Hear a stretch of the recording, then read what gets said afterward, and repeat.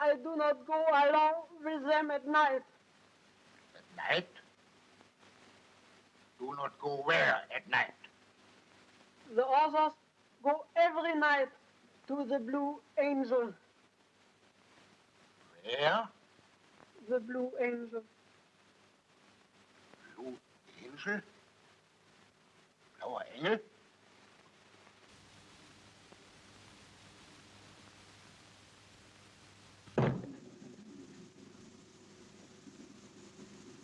Gehen Sie. Wir sprechen uns noch.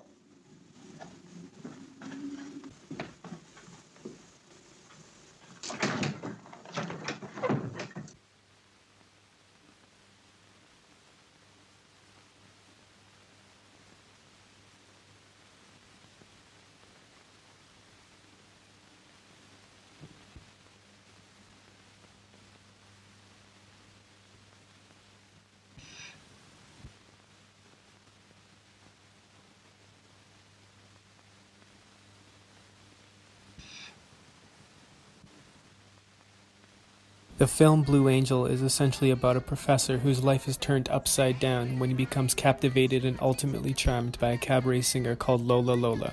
This is the first scene where we see Rath at the cabaret club, chasing his students throughout the building.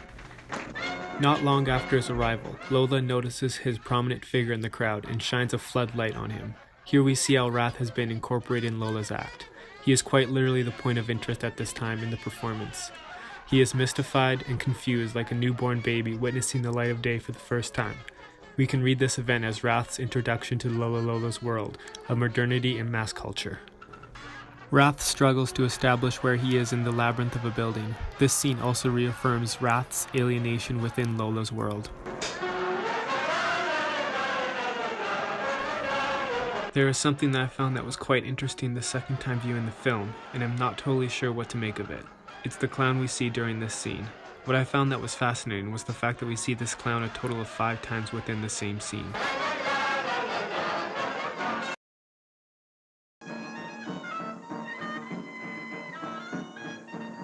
Meine Schüler! Schüler? Sie beherbergen meine Schüler! Aber mir verkehrt doch... Aber was? Halt! Das halt! Still! Still! Still werden! Halt! Halt!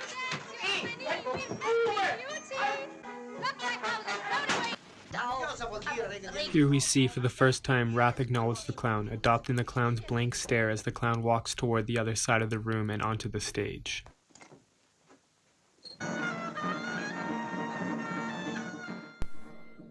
Lastly, we see the clown interact with Rath by grabbing his arm so that he can shut the door.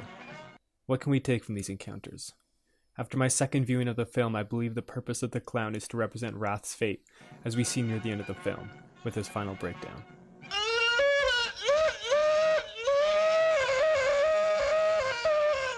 So how does Rath get to this point? In what ways does Rath attempt to validate or reconcile his relationship with Lola, and how does this process lead to a complete negation of his moral obligations? When it comes to Rath's ability to resist the lure Lola has on him, it is evident from his first encounter that he cannot.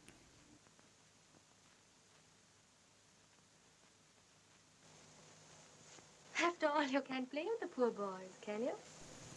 Rath, who at this point is already eager to stay in Lola's company, is pressured to do the respectable thing, but is ultimately let off the hook by Lola to make such a decision that would compromise his principles. I'd better leave. I'm compromising you. If you behave, you can stay. He refuses to acknowledge her playful question, as that may contradict his professional behavior, while his gaze remains glued to her body. Right, Professor? How do you like me now?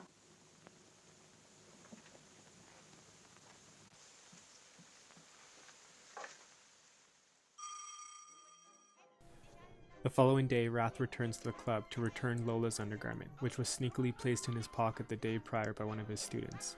While Rath could have easily just thrown it out, he masks his eagerness to see Lola again by doing the right thing.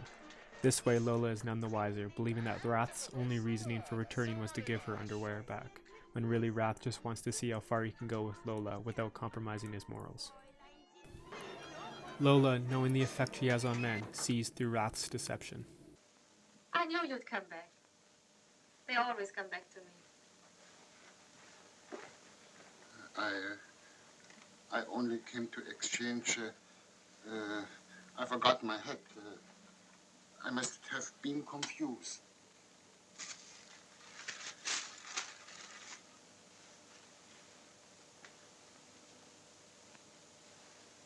And you didn't come on my account.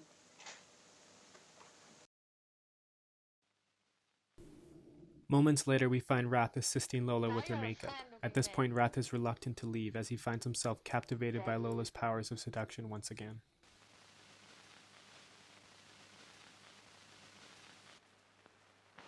Come on, let's go to work. In this vulnerable moment, Rath scans the room to make sure no one is around. You know?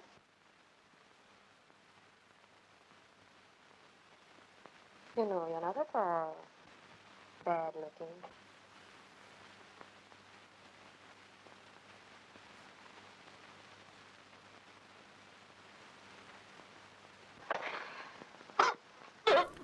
Once Rath sees the club owner come, he becomes embarrassed and starts to pull himself together so as to not compromise his professional status. When the sea captain tries to get Lola to accommodate him, Rath becomes jealous and breaks out in a protective rage.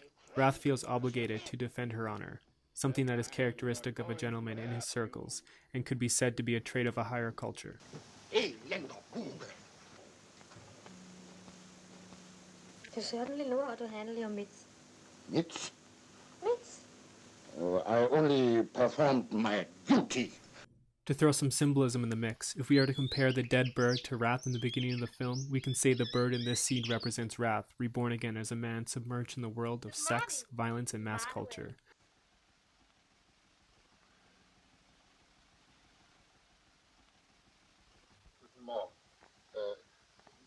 Good morning. The first consequence we see of Rath's inability to reconcile his former life and the life he pursues with Lola is this scene where his students ridicule him for his affection for Lola and the contradiction of his not-so-secret second life. Inevitably, this leads to his resignation as a professor. Good morning, Professor.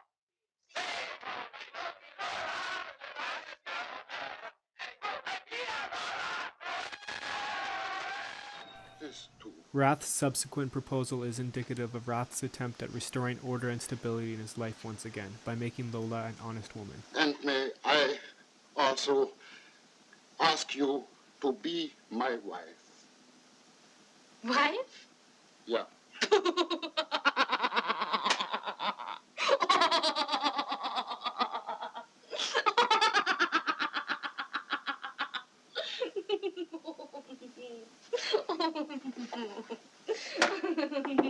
You are so sweet. I hope you realize the importance of this hour. As Rath attempts to find belonging within this new community, he begins to completely disown his former identity.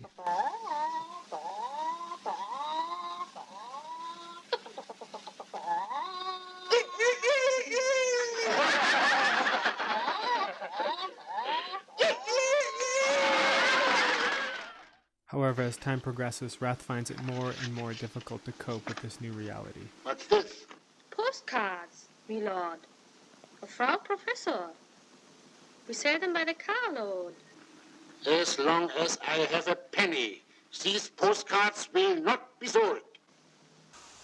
I know I am through. I can't stand it anymore. Bad.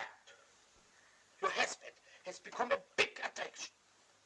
Here, contract. Settled by man. And where?